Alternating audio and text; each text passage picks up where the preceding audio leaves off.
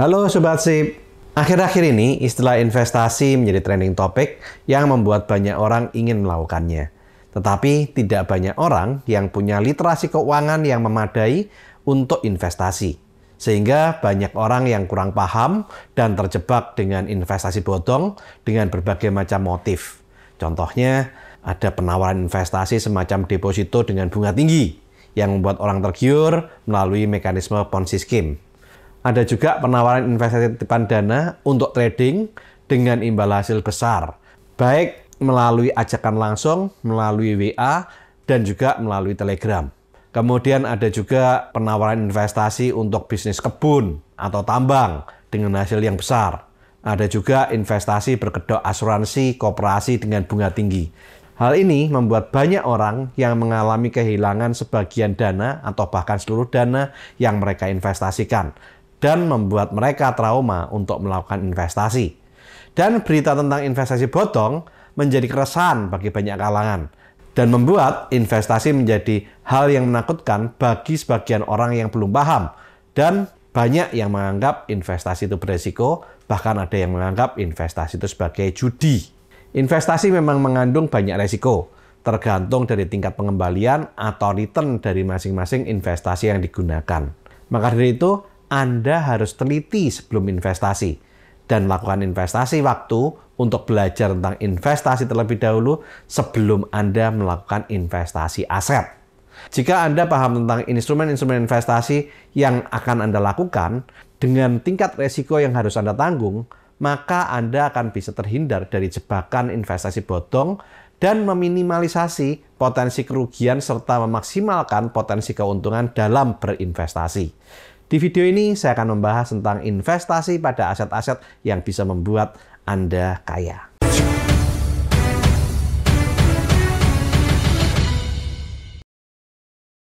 Memiliki pos investasi memungkinkan kita untuk mengatur keuangan dengan bijak dan membangun masa depan yang lebih baik. Dengan memahami berbagai instrumen investasi dan strateginya, kita dapat mengalokasikan uang dengan cara yang cerdas dan mengoptimalkan potensi pertumbuhan kekayaan kita. Seperti yang kita ketahui, inflasi adalah kenaikan harga barang dan jasa dari waktu ke waktu yang menggerus nilai uang kita dan membuat uang kita nilainya turun. Jika kita hanya menyimpan uang kita dalam bentuk tunai, cash, ataupun tabungan. Dengan melakukan investasi, kita dapat mencari instrumen yang dapat menghasilkan tingkat pengembalian yang lebih tinggi dari tingkat inflasi, sehingga melindungi nilai uang kita dan nilai kekayaan kita dari depresiasi atau penurunan nilai. Investasi yang baik dan tepat dapat menghasilkan passive income yang imbal hasilnya lebih tinggi dari inflasi. Misalnya, dengan melakukan investasi pada saham-saham yang memberikan dividen setiap tahun dan capital gain. Bisa juga kita melakukan investasi di obligasi yang memberikan kita bunga tetap. Kemudian kita juga bisa berinvestasi di properti yang bisa kita sewakan untuk menghasilkan pendapatan tiap bulan atau tiap tahun. Setiap orang pasti ingin memiliki tujuan keuangan jangka panjang, seperti untuk membeli rumah, membeli kendaraan, untuk dana pendidikan anak, untuk dana pensiun yang nyaman, atau untuk liburan keluarga. Dengan memahami investasi, kita dapat merencanakan dengan baik dan mengalokasikan dana secara strategis untuk mencapai tujuan-tujuan tersebut dalam jangka waktu yang diinginkan. Investasi yang tepat juga dapat membantu kita mengurangi resiko keuangan. Dengan melakukan diversifikasi portofolio, yaitu dengan mengalokasikan dana ke beberapa jenis investasi yang berbeda, kita dapat mengurangi resiko kerugian yang diakibatkan oleh fluktuasi harga pasar atau peristiwa-peristiwa yang tidak terduga. Dengan kita paham tentang investasi, juga akan membantu kita meningkatkan pengetahuan keuangan secara keseluruhan. Kita menjadi lebih paham tentang bagaimana pengembalian nilai investasi seperti ROI, ROA, ROE, bagaimana meminimalisasi resiko, bagaimana mengatasi inflasi, dan bagaimana mengelola uang kita pribadi sehingga aset kita naik, bertumbuh, dan kita bisa meraih tujuan-tujuan keuangan kita. Untuk lebih jelasnya tentang cara pengelolaan keuangan pribadi, Anda bisa melihat video saya berjudul 5 pos keuangan agar kamu bisa kaya dan makmur. Nah, berikut ini saya memberikan Anda panduan langkah demi langkah bagaimana cara Anda bisa melakukan investasi. Yang pertama, tentukan tujuan investasi Anda dengan jelas. Apakah Anda ingin mempersiapkan untuk dana pensiun, untuk membeli rumah, atau untuk mencapai pertumbuhan kekayaan dalam jangka panjang. Dengan memahami tujuan investasi akan membantu Anda menentukan instrumen investasi yang tepat untuk tujuan Anda. Yang kedua, periksa toleransi resiko Anda. Apakah Anda siap untuk menghadapi fluktuasi pasar dan menerima risiko yang lebih tinggi demi mendapatkan keuntungan yang lebih besar? Atau Anda lebih nyaman dengan investasi yang lebih stabil dan aman? Memahami profil risiko Anda membuat Anda nyaman terhadap potensi kerugian sebelum memilih instrumen investasi yang tepat. Untuk memahami profil risiko Anda bisa menonton video saya yang berjudul Cara Investasi Mulai dari Nol. Langkah ketiga, teliti sebelum melakukan investasi. Langkah ini adalah merupakan langkah yang sangat penting. Karena dengan mempelajari instrumen investasi yang akan Anda lakukan, akan membuat Anda bisa meminimalisasi risiko dan memaksimalkan potensi keuntungan. Anda harus mempelajari kinerja historisnya, tren pasar saat ini, dan faktor-faktor yang mempengaruhi kinerja daripada instrumen investasi tersebut. Carilah informasi dari sumber-sumber yang terpercaya, seperti dengan membaca koran, membaca situs web keuangan, mempelajari buku-buku yang berkaitan dengan investasi tersebut, atau Anda juga bisa berkonsultasi dengan perencana keuangan atau konsultan keuangan profesional. Yang keempat, ada banyak instrumen investasi yang berbeda, seperti saham, obligasi, reksadana, properti, emas batangan, batu mulia, barang koleksi, dan lain-lain. Pelajari karakteristik dan risiko masing-masing instrumen investasi tersebut. Pahami bagaimana instrumen investasi tersebut dapat menghasilkan pengembalian dan bagaimana kinerjanya berkaitan dengan tujuan dan toleransi daripada risiko Anda. Yang kelima, lakukan diversifikasi portofolio pada investasi Anda. Jangan hanya mengandalkan satu instrumen investasi saja, tetapi sebaiknya Anda melakukan alokasi dana di berbagai instrumen yang berbeda, seperti saham, obligasi, real estate atau properti, emas batangan, batu mulia, dan lain-lain. Tergantung dari minat dan tujuan investasi Anda. Diversifikasi portofolio dapat membantu Anda meminimalisasi risiko dan memaksimalkan potensi daripada keuntungan Anda. Yang keenam, jika Anda merasa bingung atau tidak yakin dalam memilih instrumen investasi tersebut, Anda bisa melakukan konsultasi dengan financial planner atau penasihat investasi yang menurut Anda berpengalaman dan expert. Mereka bisa membantu Anda untuk menganalisa tujuan, profil risiko, dan memberikan saran yang sesuai dengan kebutuhan Anda. Yang ketujuh, setelah Anda menetapkan instrumen investasi, penting untuk kita terus memantau dan mengevaluasi kinerjanya. Periksa apakah instrumen tersebut masih sesuai dengan tujuan Anda, ataukah ada perubahan yang akan mempengaruhi keputusan investasi Anda. Kalau Anda merasa kurang tepat, Anda jangan ragu untuk melakukan penyesuaian atau rebalancing portofolio Anda. Ingat, memilih instrumen investasi merupakan keputusan pribadi yang harus sesuai dengan tujuan, toleransi risiko, dan pengetahuan Anda. Jangan ragu untuk memperoleh saran profesional dan terus belajar tentang investasi untuk membuat keputusan yang bijaksana. Pada umumnya, ada dua jenis aset. Aset yang pertama adalah merupakan aset nyata, yaitu aset yang bisa kita lihat wujudnya, bahkan bisa kita nikmati secara langsung. Aset nyata juga dikenal sebagai aset fisik karena memiliki bentuk fisik dan dapat memiliki nilai intrinsik, seperti batu dan logam mulia, contohnya emas, berlian, dan lain-lain. Kemudian ada juga properti, seperti tanah, rumah, ruko, stand di mall atau di pasar, unit kantor di gedung, apartemen, kondominium, dan lain-lain. Ada juga barang koleksi, seperti lukisan, perangko, patung, barang antik, dan lain-lain. Mari kita bahas satu persatu tentang aset nyata ini, mulai dari keuntungannya sampai faktor-faktor resikonya. Yang pertama, investasi pada batu atau logam mulia. Investasi pada emas batangan merupakan pilihan investasi yang populer karena emas dianggap sebagai alat lindung nilai sejak zaman dahulu kala. Tetapi, seperti investasi yang lain, ada beberapa resiko yang perlu kita pertimbangkan saat kita mau melakukan investasi emas batangan. Yang pertama, resiko harga. Harga emas batangan dapat bervariasi secara signifikan seiring dengan adanya waktu, perubahan kondisi pasar, fluktuasi nilai tukar mata uang, tingkat suku bunga, dan faktor-faktor ekonomi global yang dapat mempengaruhi harga emas. Nilai emas dapat naik dan turun, sehingga mempengaruhi nilai investasi Anda. Yang perlu Anda garis bawahi adalah di sini adalah emas batangan atau koin, bukan emas perhiasan. Kalau Anda emas perhiasan, maka resiko harganya akan lebih besar lagi. Karena emas perhiasan akan dipotong dengan harga dan Anda harus menjualnya di toko emas, yang mana harganya lebih subjektif, bukan harga mengikuti standar dunia. Yang kedua, resiko penyimpanan dan keamanan. Investasi pada emas batangan memerlukan tempat penyimpanan yang aman. Akan ada kemungkinan resiko terjadinya pencurian atau bahkan perampokan di dalam rumah Anda. Sebagian orang membeli lemari besi khusus untuk menyimpan emas dalam jumlah banyak. Tapi banyak juga yang menyewa safe deposit box di bank.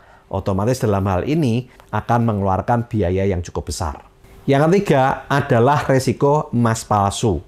Sebagai investor, Anda harus berhati-hati dan hanya membeli dari sumber terpercaya atau pedagang resmi untuk menghindari resiko ini. Pastikan untuk melakukan verifikasi keaslian emas batangan yang Anda beli.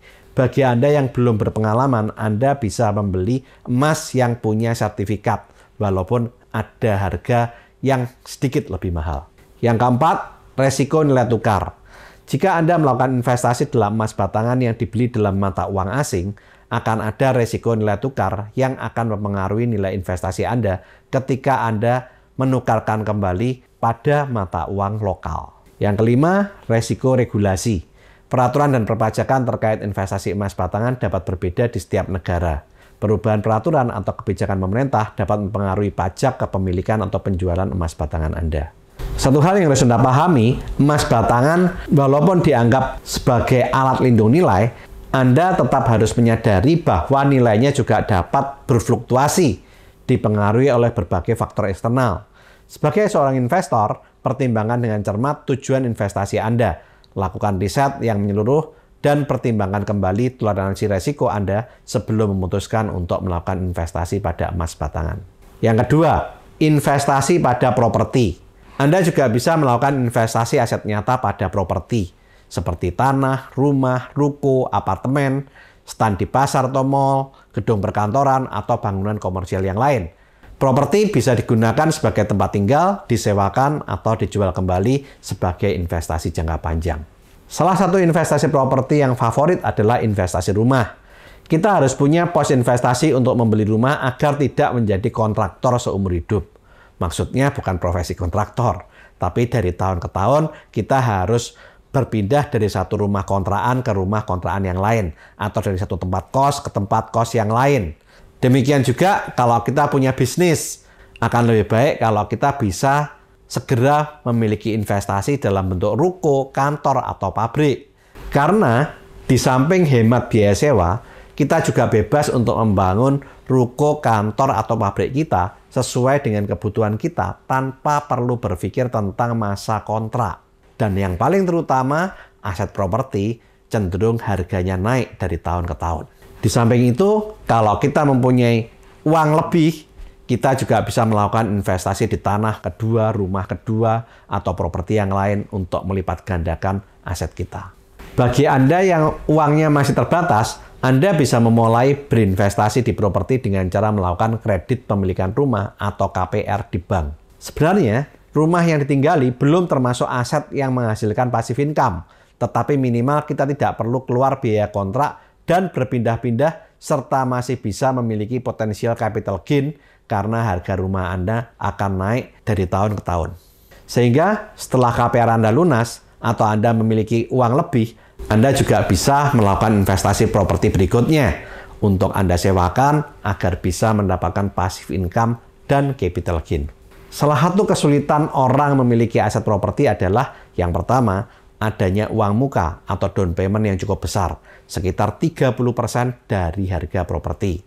Sehingga sebelum Anda bisa membeli properti, Anda bisa menabung dahulu di tabungan atau di aset finansial seperti reksadana atau saham, atau Anda juga bisa menabung di logam mulia seperti emas fisik atau batangan. Investasi di properti bisa memberikan keuntungan yang besar, baik dari sisi passive income kalau disewakan, ataupun dari sisi capital gain. Tetapi ada juga resiko yang perlu dipertimbangkan jika Anda mau melakukan investasi di properti. Yang pertama adalah resiko pasar.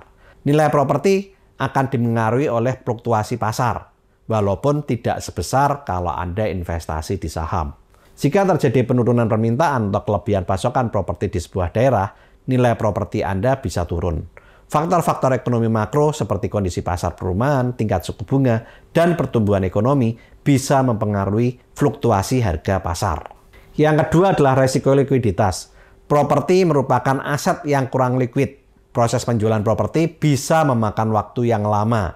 Jika Anda perlu mendapatkan dana dengan cepat, menjual properti bisa menjadi sebuah problem. Anda terpaksa harus menjual dengan harga rendah kalau Anda mau segera laku. Yang ketiga, resiko kondisi properti, terutama kalau Anda propertinya memiliki bangunan seperti rumah atau ruko atau gedung perkantoran atau stand di mall. Karena bisa mengaruhi nilai investasi Anda jika bangunannya mengalami kerusakan yang signifikan, sehingga memerlukan perbaikan yang besar. Biaya perbaikan tersebut bisa mengurangi keuntungan yang bisa kita harapkan dalam investasi. Yang keempat, resiko peraturan dan hukum. Investasi properti dapat mengalami resiko peraturan dan hukum yang berkaitan dengan kepemilikan dan pengelolaan properti. Perubahan peraturan perpajakan, zonasi, atau peraturan penyewaan bisa berdampak pada penghasilan atau biaya operasional kita. Yang kelima, resiko pembiayaan. Jika Anda meminjam uang untuk membeli properti, resiko suku bunga dan restrukturisasi pembiayaan bisa mempengaruhi biaya pinjaman dan arus kas Anda. Jika suku bunga naik, biaya pinjaman dapat meningkat dan mempengaruhi profitabilitas investasi Anda. Yang keenam, resiko ketidakpastian hukum. Terkadang masalah hukum atau sengketa kepemilikan properti bisa muncul. Konflik dengan penyewa, tetangga, atau masalah hukum lainnya bisa menimbulkan biaya hukum yang lumayan tinggi. Yang ketujuh, resiko dengan penyewa. Jika Anda menyewakan properti Anda, ada resiko penyewa gagal membayar sewa. Properti Anda tidak dirawat sehingga rusak, atau penyewa Anda tidak mematuhi perjanjian sewa. Ini bisa mengganggu arus kas dan memerlukan biaya tambahan untuk perbaikan atau penggantian. Investasi aset nyata bisa juga di barang koleksi, seperti barang seni, barang antik, perhiasan, atau kendaraan klasik. Tetapi saya tidak menyarankan Anda investasi di sini kalau Anda tidak hobi, atau Anda kolektor, atau Anda paham tentang barang-barang koleksi tersebut. Karena barang koleksi bisa meningkat seiring dengan waktu dan dapat menjadi investasi yang sangat menguntungkan, tetapi juga memiliki beberapa resiko.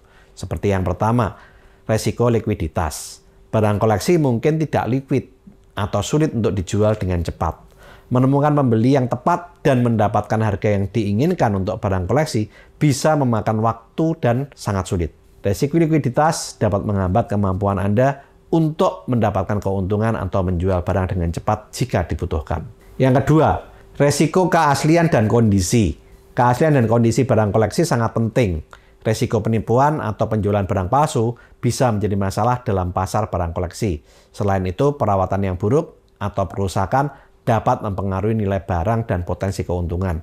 Bahkan ada kemungkinan barang Anda menjadi barang rongsokan.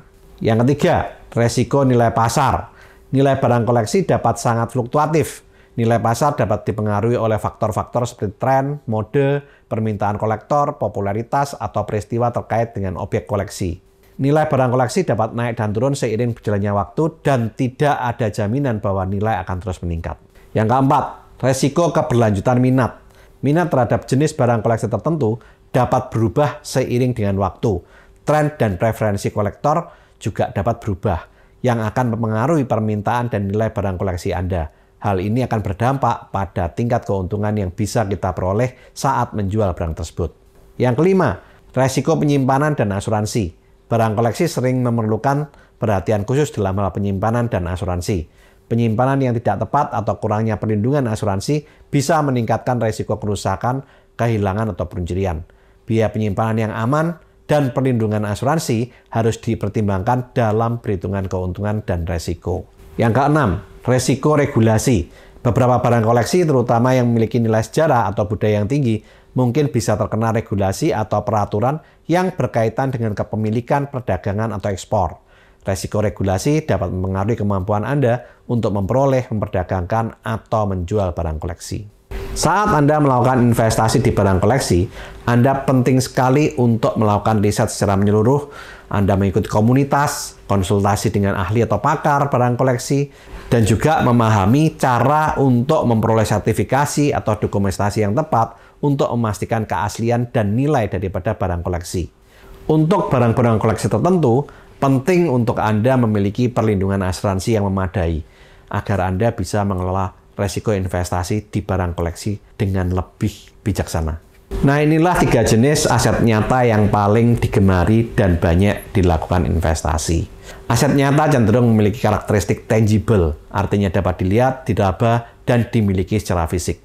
Keberadaan aset nyata memberikan manfaat seperti penggunaan langsung atau potensi nilai apresiasi dari waktu ke waktu, tetapi nilainya juga dapat dipengaruhi oleh fluktuasi harga pasar dan kondisi ekonomi.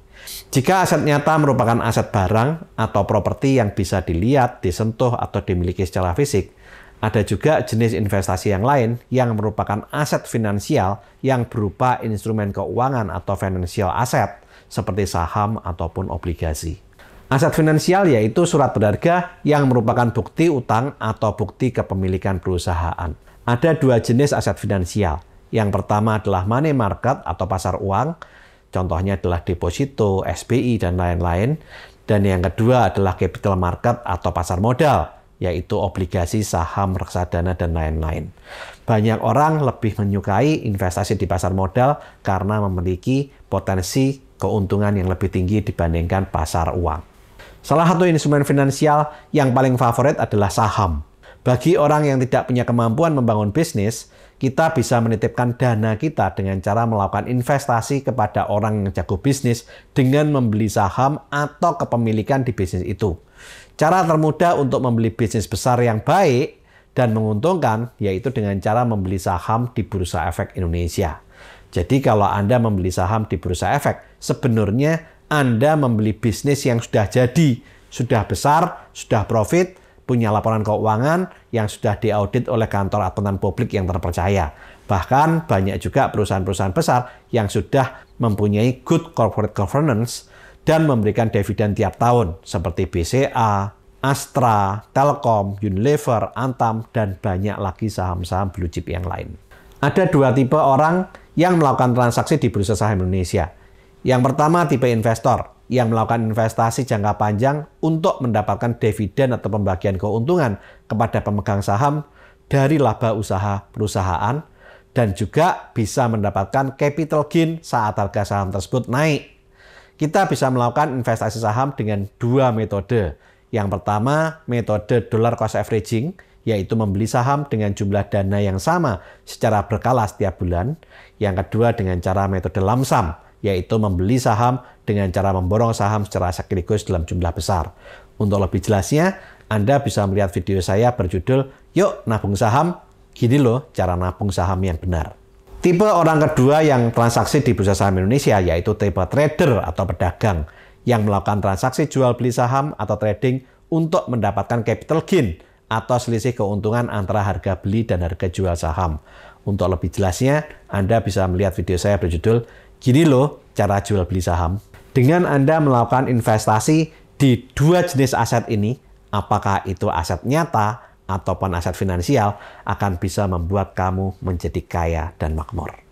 Lakukan terus saving, investing, protecting agar hidup Anda makin sip. Saya, Tony Adamawan Adikaryo, sampai jumpa di puncak kemakmuran.